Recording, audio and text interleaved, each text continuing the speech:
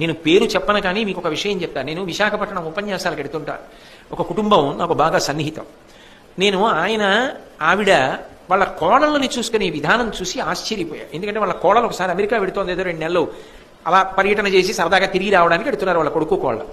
ఆ పిల్ల వెడుతూ ఆ అత్తగారిని పట్టుకుని ఇడిచింది.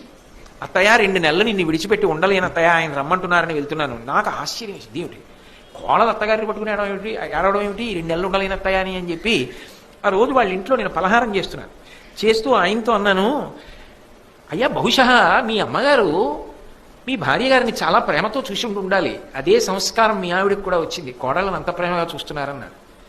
ఆయన పలహారం చేస్తున్న ఆయన ఆపి, మా అమ్మ గురించి ఒక్క మాట వ్యతిరేకంగా మాట్లాడడం నాకు ఇష్టం లేదు కానీ కోటేశ్వరారు, మా అమ్మ చాలా బాధ పెట్టిందండి నా భార్యని, అయినా మా అమ్మ నాకు పూజనీయురాలు, నేను ఒక్క మాట మా అమ్మకి వ్యతిరేకంగా మాట్లాడను.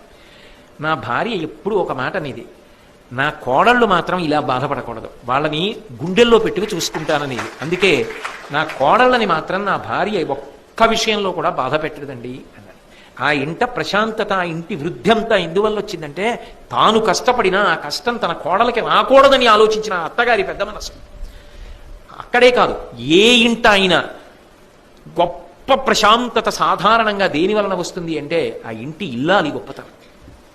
అది అంత తేలికైన విషయం ఏం కాదు, అది వాళ్ళ గొప్పతనం. నిజంగా కూడా వాళ్ళ ఓర్పు, వాళ్ళ మర్యాద, వాళ్ళ ప్రేమ, బంధువుల్ని కలుపుకోవడం, అక్క చెల్లెళ్ళు వాళ్ళ ప్రేమ, అది లేనినాడు ఏ పూర్ణత్వం ఉంటుంది. అందుకని డౌన్లోడ్ షేర్ చాట్.